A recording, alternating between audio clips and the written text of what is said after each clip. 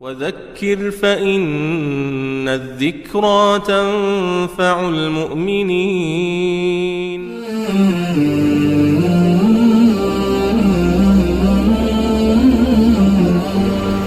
بسم الله الرحمن الرحيم. الحمد لله رب العالمين، والصلاة والسلام على سيدنا وحبيبنا محمد وعلى آله وأصحابه أجمعين. إسلام ديني عبادته مزقوته بهمان شێوە کە ئیسلام دینی عیبادەت و ناو مزگەوت و جمعە و جەماعەتمانە، دینی ناو خێزانیشە، دینی ژیانی هاوسەریشە، کەواتە لە ئیسلامدا خۆیەکلاییکردنەوە بۆ عیبادەت و واسهێنان لە ژنهێنان و شوکردن حرامە. لە هەندێک ئاینی دەستکاری کراودا کەسانێک کە بۆ ئەوەی لە خوا نزیک ببنەوە خۆیان لە ژیانی هاوسەری بێبەش دەکەن، لە خۆیانی قەدەغە دەکەن. ئەمە لە دینی ئێمەدا حرامە. فانكحوا ما طاب لكم من النساء، سوڕەتی النساء ئاەتی 3. پەروەردگار بە فەرمان پێوتوین کەوا بخوازن لەو ئافرەتانەی کە دەبنە مایەی خۆشگوزەرانی ژیانتان لە ئافرەتانی پاک و خاوێن و پاکداوێن. هاوسەرگیری ڕێبازی پێغەمبەرانە سەلامی خۆیان لەسەر بێ. ولقد أرسلنا رسلا من قبلك وجعلنا لهم أزواجا وذرية. پیغمبرانی سلامی خوا لە هەمویان بێ پێش پێغمبەری ئیسلام صلی الله عليه وسلم و پێغمبەری کۆتا پێغمبەری خاتم محەممەد صلی الله عليه وسلم هەمویان هاوسەریان هەبووە، هەروەها نەوەشیان هەبووە.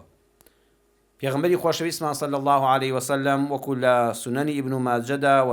ئەلبانی لە صحیحی جامیعە باژمارە فەرمودەی 6808 فەرموویەتی حەدیثێکی صحیحە دەفەرمێ: النكاح من سنتي فمن لم يعمل بسنتي فليس مني. هاوسەرگیری بۆ کەسێک کە توانای جەستەیی و ماڵی هەیە ئەوە لە ڕێبازی منە. هەر کەسێک کار بە ڕێبازەکەم نەکا فليس مني، لە من حساب نییە و خۆی بە ئومەتی من تۆمار نەکە. لە ڕیوایەتێکە کە لە صحیحی بوخاریدا بەژمارە فەرمودەی 5603 هاتووە دەفەرمێ 5603 هاتووە دەفەرمێ: فمن رغب عن سنتي فليس مني. کەسێک پشت هەڵکا و نەیار بێ لەگەڵ ڕێبازی مندا کە هاوسەرگیری کردن و ماڵ پێکەوەنان و نەوە خستنەوەیە، ئەوە فليس مني لە من نییە. سوودەکانی هاوسەرگیری و بەرەکەتی هاوسەرگیری: ئەم هاوسەرگیریە وەکو نوێژ و تاعەت و عیبادەت بەرەکەت و ڕەحمەتی هەیە، پاداشتی خوای پەروەردگاری لەسەرە. یەکەمیان الزەواج نصف الدین، هاوسەرگیری نیوەی ئاینەکەت تەواو دەکات، نیوەی بیر و باوەڕ و ئیمانەکەتی پێ تەواو دەبێ. إذا تزوج العبد فقد استكمل نصف الدين فليتق الله في النصف الباقي. ئیمامی بەیهەقی ڕیواتی کردو، شێخ ئەلبانی لە صحیحی جامیعە بەژمارە فەرمودەی 430 دەفەرمێ حەسەنون، فەرمودەیەکی حەسەنە. هەر کاتێک بەندە هاوسەرگیری کرد، جا ژن بێ کوڕ بێیان کچ بێ، فقد استكمل نصف الدين، ئەوە نیوەی ئاینەکەی تەواو بووە. فليتق الله في النصف الباقي، با ئاگاداری خۆی بێ لە نیوەکەی تریدا. یعنی بەس بەوەی کە هاوسەرگیریەکی پاک و پوخت و حەڵاڵ و شەرعیانە ئەنجام داوە، هاوسەر و هاوژینت هەیە، تۆ نیوەی دینەکەت پارێزراوە. یعنی لە نیوەی ئەو گوناهانە دەپارێزرەی کەوا گومان دەخەنە سەر ئاینەکەت و ئاینەکەت لە جەستەت جیا دەکەنەوە، لە ڕۆحت جیا دەکەنەوە، وەکو زینا و کارە خراپەکان خوا پەناماندا. بۆیە ژیانی هاوسەری ئەوەندە گرنگە کە پێغەمبەری خوا صلی الله عليه وسلم وەکو لە صحیحی مسلمدا بەژمارە فەرمودەی 2834 هاتووە دەفەرمێ: ما في الجنة أعزب. کەسی سەڵت و کەسی تەنیا لەناو بەهەشتا بوونی نییە. لەناو بەهەشتا هەموو کەس هاوسەر و هاوژینی خۆی هەیە. قورئانیش دەفەرمێ: ادخلوا الجنة أنتم وأزواجكم. بڕۆنە بەهەشتەوە خۆتان و هاوژین و هاوسەرەکانتان. کەواتە بەرەکەتی هاوسەرگیری ئەوەیە کە تۆ دینەکەتی پێتەواو دەبێ، دینەکەت لە مەترسی دەڕواتە دەرەوە. ئەو مەترسی ئەخلاقیانەی کەوا دینت لە کەدار دەکەن بەهۆی هاوسەرگیری پاک و پوخت و حەڵاڵەوە، تۆ دینەکەت سەلامەت دەبێ. جا چی لەوە بەرەکەتدارترە، پاکترە، باشترە کە ئینسان دینی سەلامەت بێ، لە ڕێی هاوسەرگیریەوە دینی خەڵک سەلامەتکەن. دووەمیان ئەبێتە هۆی دەرگای ڕزق و ڕۆزی فراوان هەر کەسێک هاوسەرگیری بکە بەویستی خوای گەورە خوا دەرگای ڕزق و ڕۆزی لێ دەکاتەوە. وأنكحوا الأيام منكم والصالحين من عبادكم وإمائكم إن يكونوا فقراء يغنيهم الله من فضله لسورة النور آيات السودودة. وأنكحوا مشهور بخون باوك دايك برا خوشك كسوكار مام و خاڵ خزم و قەوم عەشیرەت پاشان دام و دەستگاکانی حکوومەت وەزارەتی پەیوەندیدار وەزارەتی کار وەزارەتی دارایی سەرۆکایەتی ئەنجومەنی وەزیرانی هەر وڵاتێک ئەبێ ساڵانە بەشێک لە بودجەی هەبێ و گەنجانێک کە دانەوێت هاوسەرگیری بکەن و ماڵ و حاڵێک بەیەکەونێن هەمووتان مشوریان لێ بخۆن دەستباریان بن هاوکاریان بن ئەو کەسانەی کەوا ساڵحن ڕێک و پێکن لە کوڕان و لە کچانتان هاوسەرگیریان بۆ بکەن. ئین یەکون فقراء کە ئێستاکانەوەکو پێویست دەستیان کراوە نییە یعنی کەسەکە دەستی بە ئیشێکەوە هەیە بەڵام بەڕاستی دەوڵەمەند نییە لەوە چێ پاری کرێکەی پێ بدرێ بەڵام خانووی خۆی نییە لەوە چێ شتێکی پێکەوە نابێ بەڵام ئۆتۆمبیلی خۆی نییە ئەگە دەترسن لەبەر هەژاری ئەم خێزانە سەر نەگرێ یغنیهم الله من فضله والله خوا لە فەزلی خۆیەوە بەرەکەت دەخاتە ماڵیانە و دەوڵەمەندیان دەکا. پێغەمبەری خوا صلی الله عليه وسلم دەفەرمێت ثلاثة حق على الله عونهم سێ کەسن خوای پەروەردگار پێویستی کردووە بە گەورەی و عەزەمەتی خۆی و ڕەحمەتی خۆی کە هاوکاریان بێ والله خوا خۆی هاوکاریان دەبێ. یەکێ لەو کەسانە والناكح الذي يريد العفاف ئەو کەسەیە کە هاوسەرگیری دەکا بەنیەتی ئەوەی کەوا پاک داوێن بێ بە پاکی بژی نەوەی خاوێن بخاتەوە ماڵ و حاڵێکی حەڵاڵی هەبێ بەڵام سەیری وشەکەکەن بەڕێزان یورید و ئاگات لە نێتی ناو دڵت بێ ئەمە زۆر مهمە ئاگات لە نێتی دڵت بێ هەیە هاوسەرگیری دەکات دوای فەقیر دەبێ باشە ئەی بۆ پێغەمبەری خوا صلی الله عليه وسلم وای فەرموو ئەی خوا خۆی بەڵێنیدا یوغنیهم الله من فضله کاکە گرفتەکە یادتان دەخەمەوە لە نێتەکەدایە ئەو کەسەی هاوسەرگیری بکە بەس بۆ ئارەزوبازی بەس بۆ ئارەزوو شکاندن و پێڕابواردن دوای ئەوەی لە ئافرەتەکە تێر بوو و ئافرەتەکە لە کوڕەکە تێر بوو ئەم جارەکانە پشتی تێدەکا و ڕوو لە لایەکی تر دەکا ئەمە بەس ئارەزوو شکێنە والله برا ئەوە هەر هەرس دێنە ژیانی هاوسەریەکەی و هەر ڕۆژ بە ڕۆژیش فەقیر دەبێ بەڵام یورید العەفافە بۆیە هاوسەرگیری دەکات دەڵێ یا ڕەبی خوایە بۆی بە پاچی بژیم ئەم چاوە حەزی بەبینینی ڕەگەزی بەرامبەرە خوایە من دەمەوێت حەڵاڵەکەی خۆم ببینم چاوم نەجێڕم بۆ حەرام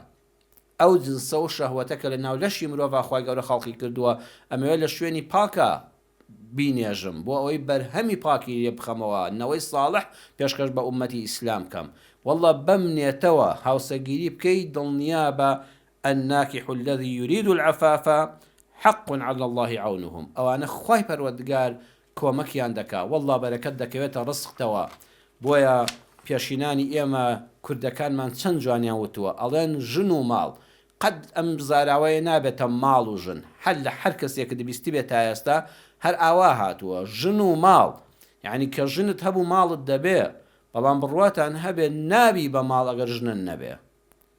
خۆزگەیەک دەخوازم بەبیر جەنابیشتانی دەخەمەوە خۆزگە وتارانە بکرانە بە کردارەوەی کە هەموو ڕۆژە باسی دەکەین بۆ جەنابتان خۆزگە ئەو سندوقەی لە ناو خزم و کەسوکارە لە زۆر شوێن بینیومە دادەندرێ کۆمەڵە قەومێک بەرە بابێک خزمێک کۆ دەبنەوە سندوقێکیان هەیە مانگانە بە 2 مانگ 3 مانگ جارێک پارەی تێ دەکەن ئەگەر کەسێکیان لێمر لەو کەسوکارە پارەکەی دەدەنێ بۆی سەرف دەکەن. بەڕێزان ئەمە گەل لە ڕوویەکەوە تەقریبەن باشەی هەبێ بەڵام لەوە باشتر هەیە ئەماگە حەسەن بێ ئەحسەنەکەی ئەوەیە خۆزگە پارەکە بۆ گەنجانی ئەو ناو خزم و قەوم و عەشیرەتە سەرف بکرایە کە دانەوێ هاوسەرگیری بکەن و لەبەر هەژاری بۆیان ناکرێ شتێک لە پارەکە زیادکەن لە مەسرەفی تەعزیەیەکی ناشەرعی سەرفی مەکەن بۆ خۆنواندن و نانخواردن واللهی لە پێکێنانی ژیانی هاوسەری بۆ گەنجە هەژارەکانی ئەو بنەماڵانە سرف بکرێ من دڵنیام ساڵی 2 گەنج 3 گەنج بەو پارە زۆرە دەتوانن کەوا هاوسەرگیری بکەن. یادتان دەخەمەوە پارە بۆ ژنهێنانی کوڕەکەت خەرج دەکەی مشوری لێ دەخۆی کە کچێکی باشی بۆ بدۆزیتەوە دەستخۆشی لێ دەکەم باوشی بەڕێز بەڵام وەڵڵی خەمێکیش لە کچەکەت بخۆ کاکە شتێکیش بۆ ئەو خەرجکە. ئێستا لە وڵاتی ئێمە لەم کوردەواریەدا بەداخەوە ناڵم هەمووتان پیاوانی بەڕێزی وەکو جەنابیشتان هەن بیسەران و بینەران کە فەرقی کوڕ و کچ ناکەن، بەڵام بەشێوە گشتیەکەی کە من بینیومە و بیستومە و ئاگادارم کەسێ ژن بۆ کوڕەکەی دێنێ وەڵا قەرزی بۆ دەکا، خانووی زیادی هەیە بۆی دەفرۆشێ، ئەرزی زیادی هەیە بۆی دەفرۆشێ، دوو ئۆتۆمبیلی هەیە دانەیەکیان دەفرۆشێ، دوکانی هەیە بۆی دەفرۆشێ، پارەی دانراوی هەیە هەمووی بۆ خەرج دەکا. ئەڵە قەیناکە کوڕەکەم ژنی هێناوە، ئێوەڵا دەستت خۆش بێ خوای گەورە ئەوەش هەموو بە پاداش بۆ دەنووسێ، بەڵام چوار پێنج کچی هەیە هەمووی بەشوداون، لە بەشودانی هیچیاندا باوەڕ ناکەم مەسرەفی یەک پاقلاوی کردبێ، ئەبێ کلێنسەکەش کە دەستی پێدەسڕێتەوە لە شەکرا خواردنەکەیان لە ماڵی کابرای زاواوە بێ، چاوی لە هەموو شتێکە لە نان خواردنێکەوەیە. بەڕاستی ئەمە کارێکی خراپە، خۆزگە ئەوەشت بۆ کچەکەت سەرف کردایە، هاوکاری ئەویشت بکردایە. پیاوانی بەڕێز لە وڵاتەدا نەبراون، ئەلحەمدولیلا کە پیاوانی بەڕێزی ئاوا چاکمان هەن. ئەو بە سەراتانی کە بیستو من نایانجەڕمەوە بۆ جەنابتان، نەوەڵڵا ئەوانی کە من باسییان دەکەم هەمیشە بە جەنابیشتان ئاگادارن، ئەلحەمدولیلا هەمووی لە ناو کتێبایە و لە فەیسبوک وشتیوەش هیچم وەرنەگرتووە. یادی مامۆستایەکی بەڕێز دەکەینەوە کە ساڵی ڕابردوو ساڵی کۆتاییەکانی 2025 بەجێ هێشتین و شاری سلێمانی بەداخەوە بێناس کرد و حجرەی فەقیەکانی بێناس کرد جەنابی مامۆستا مەلا عەبدوڵای هەنجیرەکە. بەسەراتێکی ئەو مامۆستا بەڕێزە دەیجێڕمەوە کە لە کتێبی ئەسرینەکانی سەدەی 20م لە نووسینی مامۆستا ئاواد ئەبوبەکر ئەحمەد دەرم کردووە لە بەرگی 3دا لە لاپەڕی 137دا لە زمانی جەنابی خوالێ خۆش بێ یاڕەبی خوالێ خۆش بێ و دەرەجەی بەرزکا لە بەهەشتا لە ڕیزی پێغەمبەران و ساڵحان و عولەمایانی بەرزی ئیسلامدا ئینشاءالله حەشریکە. مامۆستا مەلا عەبدوڵای هەنجیرەکە دەفەرمێت لە مزگەوتی سەیوان خەریکی ئیمامەت و مدەڕیسی بووم، دەرسم بە فەقێ دەوتەوە و پێشنوێژیم بۆ خەڵک دەکرد و وەعز و ئامۆژگاری خەڵکم دەکرد و پاشان بەشێک لە ڕۆژەکەشم دانابوو لە دەوری عەسران و ئەوانەدا لە حوجرەکەی خۆم کێشەی خەڵک کێشە خێزانیەکانیان وەڵامی پرسیارە شەرعیەکان ئەوانم دەدایەوە. ڕۆژێک دوای عەسر کە لە حوجرەکەی خۆم دانیشت بووم، گەنجێک هات بۆ لام کە دەمناسی، گەنجێکی بە ئەخلاق کاسب ڕێک و پێک ئەهلی مزگەوت، قسە و باسێکمان کردەوە لە قسەکان و لە نێتی تێگەیشتم کە نیازی هاوسەرگیری هەیە و دەیەوێ منیش قسەیەکی خێری تێدا بکەم و ئەو ماڵی کە باسی کرد کچەکانم دەناسی کچێکی باش و باوکو دایکەکەیم دەناسی عایلەیەکی باشی ئەهلی مزگەوت و دیندار و خواناس و کاسب و حەڵاڵ خۆر بوون. بە هەر حاڵ لەگەڵ چەند پیاوێکی بەڕێزا باسمان کرد و لەگەڵ باوکی و کەسوکاریدا منیش بەشداریم کرد و خوازبێنیمان بۆ کرد. ماڵەکە زۆر بەڕێک و پێکی هاتنە پێشەوە، هیچ تەڵەبێکی ئەو تۆیان نەبوو کە گران بێ و پێیان قبوڵ نەکرێ، ناوی خۆیان لێ هێنا و مارەمان کرد. ماوەیەکی بەسەرا تێپەڕی، ڕۆژێکیان لە دوای بانگی مەغریب باوکی ئەو کچە کە خوازبێنیمان کرد بوو بۆ ئەم کوڕا جای کردمەوە و بەدەم ڕێگای ڕۆیشتنەوە بۆ ماڵەوە وتی مامۆستا وەڵڵاهی شتێک هەیە جەنابەت قسەت تێدا کردووە ماڵت داوا بێ، جەنابەت هەر بە ئیمامەتی مزگەوتەوە مەشغوڵ نی، جای مامۆستا بەڕێزەکانی ئێمە بەڕێزان هەر ئیشیانەوە نییە پێشنوێژی بۆ خەڵک بکەن. وەڵڵی مامۆستایان بەڕاستی یعنی خوای گەورە پاداشتیان داتەوە، بوونە چارە سەرکاری ئەو مەلا و قافیەکان ناڵێم ئەوانەی کە جاسوسی حکومەتن، ئەوانەی کە ئەو مامۆستا عەبدوڵای هەنجیرەکە ئاوا لەسەر ئەو ڕێبازە خەمخۆری دین و ژینی خەڵک بوون، بەشی تەواوی ژیانیان پشودان و ئیسراحەتیان ناو مزگەوتیان ڕێگاوبانیان ناو ماڵیان کاتی خەویان هەمووی بۆ خەڵکە، ئەو پاداشتە بەس بەخوا دەدرێتەوە، بۆیە خەڵکیش ئەوەندە متمانەی پێیان بوو، بۆیە ئەوەندە پەرۆشیان بوو لە ژیان و لە ژیانە ڕێزلێگیراو بوون، لە دوای مردن خەڵک زۆر بۆیان بە پەرۆش بوو. ئەوە بەرهەمەکەیەتی. ئەم پیاوە وتی مامۆستا چەند کاتن نەگرم و بەرەو ماڵ دەگەڕێتەوە مەغریبە و چاوەڕێت دەکەن، وەڵام وەڵی گلەیەک لە دڵمایە وتم قوربان فەرموو، وتی ئەو کوڕی کە بە باشمان زانی و لە ڕێی جەنابتانەوە کچەکەماندایە و مادەمان کرد، ماوەیەکی بەسەرا تێپەڕیەوە وەڵی من وەکو کوڕێکی خۆم سەیری دەکەم، وەکو خەمخۆرێکی کچەکەم و ئەویش کوڕمە، باوەڕکەوە چەند مانگی بەسەرا تێپەڕی حەز ناکەم ئەم دەستگیرانی هیچ کە درێژە بکێشێ، ئەمە نیشانەی پیاوی عاقڵە. دەستگیرانی ئەگە زۆر درێژەی کێشا قسە و باس پەیدا دەبێ، بۆڵە بۆڵ پەیدا دەبێ، ئەو محبەتەی بینی ئەم کوڕکچە خەریکە سار دەبێتەوە، قسەیەک لەم قسەیەک لەو قسەیەک لەو بنە ماڵە قسەیەکی ئەم بەتایبەتی لەم منتیقە عەشایری و کوردەواری خۆمان دەکە تەداخولات زۆرە. وتی من وەکو خەمخۆرێک حەز ناکەم ئەم کچە هیچ کە لە ماڵە بمێنێتەوە، حەڵاڵیە و کوڕەیە، بابی با دەستی بگرێ و خۆمە داوای هیچی وامان نییە. وتم قسەکەت ڕەوایە، ماوەیەک بێدەنگ بووم، وتم قسەکانت منتیقە ڕێکە، پێی دەڵێم. کوڕەکەم بان کرد و ڕۆژی دواتر لەگەڵ یادانیشتم، بابەتەکەم تێگەیاند سەری داخست و پاش ماوەی گوتی وەڵڵاهی مامۆستا شەرمەزاری تۆش ئەو پیاوە بە ڕێزەشم ئەو پیاوە ئەوەندە حرمەتی منی گرت زۆر بەڕێزەوە بە کوڕی ماڵی خۆی قبوڵی کردم بەڵام کورداییڵە ڕووی نەبوونی ڕژ بێ وەڵڵی شتێکم پارەکۆ کردوێتەوە نامەوێت بەڕاستی زۆر دەستی خەڵکی بگرم هەوڵیشم داوە بەخوا لە برادەر لە خزم لە کەس و کار بەڵام وەڵڵی ئەوانە شیچی ویان بەدەستەوە نەبوو کەس دەستگیرۆیەکی وای نەکردم خۆم هەوڵ دەدەم شەو ڕۆژم خستۆتە سەر یەک پارەکە پێکەوە نێم و ئەو کەلوپەلەیکەوە وعدمان داوە بە قەرز لە دوکانەکان نەیهێنم زێڕی دەستی ژنەکەمدا نەنێم کەلوپەلی ماڵەکە دواتر نەفرۆشم شەرمەزاری خێزان میشم ئەو ماڵە بە ڕێزەژ نەبم بەدەم ماهات نازام چۆم وتم ئەوە چەندی تێچی ئەو پارەیە وتی وەڵڵا مامۆستا هەموم نووسیوە ئەگەر وافرەتە بگوازمەوە ماڵێکی خنجیلانە پێکەوە نم 8,000 دینارمان دەوێت دیناری سویسری ئەو کاتە یعنی ئەمڕۆ حسابکە 8 ملیۆن بە 8 ملیۆن هیچ کەم و کۆڕیم نامێنێ وتم من پامەکە دەگەێنمەوە لەم وەڵی ئەم کوڕە نەپەشیمانانە هیچ خەلەل و کێشەیەکی هەیە نەقەس قسەیەکی نەشیاوی کردووە گەلێک لە جاران مەمنونترە سوپاسی کردوون کە بە کوڕی ماڵی خۆتان قبوڵتان کردوێتەوە بە باوکو و خێزانت بە دایکی خۆی دەزانێ بە زۆڵی گرفتی نەبوونی هەیە سەبرێککەی لێ بگرن کە سابەت دەکا هەوڵ دەدا ئینشاءڵڵە پارەکە ژوردەوە دەکۆ دەکاتەوانێ و زەمەنیش زوو تێدەپەڕێ ئینشاءڵڵە بە حەڵاڵی بە پاچی بە یەک دەگەن و دەچنە ماڵ و حاڵی خۆیان ئەڵەکە بە باوکەکەم گوت ماوەیە گڕاما وتی مامۆستا جا خێر لەمە باشتر دەبێ یەخەی پێگرتوم ئەگە خوا دەکە هەل لەسەر پارەیە جا من پارەم بۆ چیە من شکوت بەشی خۆم زیاد هەیە پارەی دانراوم هەیە بەشی کوڕکچەکانیشم داوە ئەم پارێت دەدەمێ بەیانی 8,000 بۆ دێنم بڕۆ بیدە بەو کوڕە بەڵام مەڵەهی فلان کەسە بڵێ لە کەسێکم قەرز کردووە با تەریق نەبێتەوە با ناڵێ بە ماڵی با کچەکەشم منەتی بەسەرا نەکە بڵێ بە ماڵی باوکم منت گواستەوە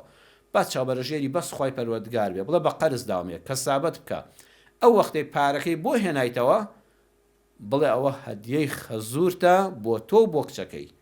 ئەو کاتە با پاشەکەوتیان هەبێ ئەمیش دەست لە ئیشێ قایم کا و مەردانە کار بکە مامۆستا بە ڕەحمەت بێ دەفەرمێ کە لە کتێبەکەی ئاوا نووسراوە وەڵڵی هیچ کەس بە قەدەر من لەو کاتەدا خۆشحاڵ نەبوو پیاوێکی ئاوا مەرد و پیاوانە نەیوت کوڕە من حەقم چێ بەسەرەوە کاکە ئەی بۆژن دەخوازێ ئەگە حاڵی ئاوا بوو بۆ دەستی کچی خەڵکی بڕی ئەی بۆ پارەکەی پێشدا پێکەوە نەدەنا یعنی ئەم هەموو خزم و کەسوکارێ هەیە کەسێک نییە بە قەرز شتی بداتێ باسی ئەمانەی نەکرد وتی ئەوە خێرە و یەخەی پێگرتووم خواگە کوڕەکەم پێویستی بۆە دەبوو خانی بۆ بفرۆشم سارەی بۆ بفرۆشم جلی بەرمی بۆ بفرۆشم کوڕەکەم دابین کەم ژیانی با تێک نەچێ ئەی کچەکەم فەرقی چیە لەگەڵ کوڕەکەمە ئەگە پیاوێکی ئاوا مردم بینی ئەمجا بەو شێوەیەش منەت نەکا بەسەر زاواکەیە بڵێ با هەر دڵگران نەبێ با هەر چاوبەرەژێری کچەکەشم نەبێ زۆر خۆشحاڵ بووم پارەکەی هێناو بۆ کوڕەکەم بەروتم ئەوە 8,000 چۆن گوڵێک سیز دەبێت لە تینوانە و گەڵاکانی هات شۆڕ بوونەوە ئاوێکی سارد و فێنک و سازگاری دەخەیتە ژێر گوڵەکان گەشت دەبێتەوە گەڵاکانی دەکرێتەوە ئەو کوڕ ئاوا گەشت بووە وتی مامۆستاوە چ خێرە و من دێکە لەم زەمانەدا ماوە ئەوە متمانەی الحەمدوللا بە جەنابەت کردەوە لە ڕێی تۆشەوە بە من واللهی وعد بێ بە ئیزنی خوای گەورە منیش پارەکەی ناخۆم و بە حەڵاڵی دەیدەمەوە کەسابەتی حەڵاڵ دەکەم وتم تۆ حەقی ئەوە نەبێ کە پەیدات کرد بۆ منی بێنەوە خێزانی هەر دوو ڕۆژ دوای ئەوە گواستەوە چوونە ماڵ و حاڵی خۆیان و پیرۆزباییمان لێ کرد و مەردانە کار و کەسابەتی دەکرد و خوا بەرەکەتی بۆ تێخست دوای 3-4 مانگ بڕێکی باش پارەی کۆکردبەوە چەند هەزارێکی کۆکردبەوە نەگەیشت بۆ 8,000ەکە هادووتی مامۆستا فڵان کەسیەش کە من نایناسم و تۆ دەیناسی با هیچ کە دەستی نەگیرێ ئەوە بڕێکی باشم بۆ هێناوەتەوە بالام نەمێنێتەوە ئینشاءڵڵا ئەوەی تریشی بۆ کۆ دەکەینەوە ئەنیشی چەند مانگی داهاتوو ناگاتە ساڵێکی تری ئینشاءڵڵا هەمووی دەفع دەکەین ئالەو کاتەدا نیهێنیەکەم دەرکان وتم برا ئەم پارێش هەدیەی خۆت بێ ئەمە هەدیەی خەزوورتە وەڵڵا برا من لە کەسم قەرز نەکردووە داواشم لە کەس نەکردووە تۆ منەتی خوای پەروەردگارە لەسەرکە خەزوورێکی ئاوا نمونەیی پێبەخشیوی و بڕۆ دەستی ماچکە بەڕاستی گەشایەوە وتی وەڵڵاهی ئەم ئافرەتە فریشتەی خوای پەروەردگار بوو دیاری خوا بوو پێبەخشیم بەڵام ئێستا زیاتر قەدری لەلام زیاد بوو زیاتر دەبێت چاودێری بکەم زیاتر دڵی ڕاگرم کە باوکێک و داکێکی ئاوای هەیە باوکێکی ئەوەندە لێبوردنە و میهرەبانی هەیە بۆیە کەسەکانم بەڕێزەکان ئەڵێ پارەکەشی بردەوە و زۆر بە خۆشحاڵی چۆ ماڵ و حاڵی خۆی و ئەو خێزانی ئێستاش هەمیشە خێزانێکی بەختەوەر و تەباو ڕەبان بڕات بەیە گە دەتەوێت کچەکەت قەدری زیاد بێ باوکی بەڕێز قەیچەکە بەرەکەت دەکەوێتەوە هاوسەگیریەوە بەخوا بەرەکەتی دەکەوێتێ کە تۆ شتێک بخەیتە سەرشانی خۆت هەر چاوەڕێمە بە بەس لە ماڵی کوڕەکەەوە بێنن وەڵاگە چێ شتێک لەندرە بتڵە غازیشتان هێناوە کە لێنسێکی شاتووە 2 کیلۆ میوەشتان لەبیر نەچووە ئەی تۆ چی ئەی بۆ کوڕەکەت هەتە ئەی بۆ کچەکە نیتە کاکە هەلانی کەم نیوەی ئەوە سەرفکەی ئەم کچە دڵی پێخۆش دەبێت ئەو زاوایە دەڕێت دەڵێ بەڕاستی من ئەوە باوکمە واقعاً باوکی ڕاستەقینەی ترم بۆ زیاد بوو ئێستا باوکی خۆم هەیە و باوکێکی تریشم بۆ زیاد بوو ومێدەوارم ئینشاءالله